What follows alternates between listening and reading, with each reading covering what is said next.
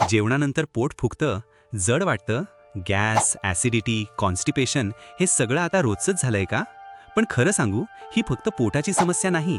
तुमच्या रोजच्या छोट्या सवयी यामागे मोठं कारण असू शकतात. आज आपण डायजेशनचं मूळ कारण आणि कायमचा उपाय समजून घेणार आहोत. डायजेशन कसं काम करतं? सगळ्यात आधी एक गोष्ट समजून घेऊया. आपण जे खातो ते थेट ऊर्जा बनत नाही. शरीर त्याला प्रोसेस करतं.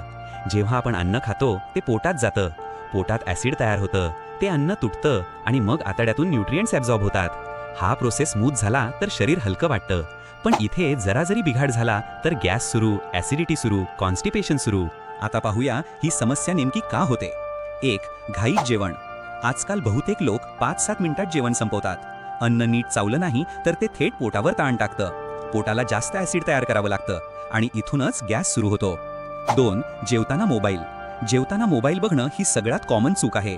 मेंदू डायजेशनला सिग्नल देतो, पण मोबाईलमुळे लक्ष विचलित होतं. रिझल्ट, अन्न नीट डायजेस्ट होत नाही. 3. जेवणानंतर लगेच पाणी.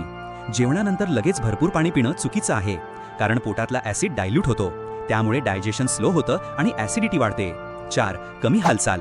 जर तुम्ही दिवसभर बसून काम करत असाल आणि हालचाल कमी असेल तर आतड्यांची हालचाल ही कमी होते आणि मग कॉन्स्टिपेशन सुरू. 5. स्ट्रेस. स्ट्रेस हा मोठा हिडन कारण आहे. स्ट्रेसमुळे शरीर सर्व्हायवल मोडमध्ये जातं, डायजेशन स्लो होतं आणि त्यामुळे गॅस आणि ॲसिडिटी दोन्ही वाढतात. आता महत्त्वाचा भाग, उपाय. प्रत्येक घास किमान 20 वेळा चावा. डायजेशन तोंडापासून सुरू होतं. जेवताना मोबाईल पूर्ण बंद करा. माइंडफुल इटिंग करा.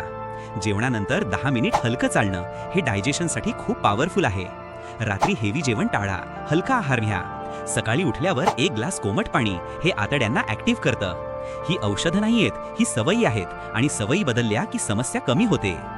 पण एक महत्त्वाची गोष्ट, जर रोज सिव्हिअर ॲसिडिटी होत असेल, उलटी होत असेल, रक्तस्राव दिसत असेल, वजन झपाट्याने कमी होत असेल तर स्वतः उपचार करू नका. डॉक्टरांचा सल्ला नक्की घ्या.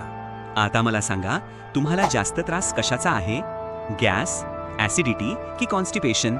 कॉमेंटमध्ये नक्की लिहा. आणि असेच हेल्थ रिलेटेड प्रॅक्टिकल व्हिडिओ पाहायचे असतील तर चॅनल सबस्क्राईब करा.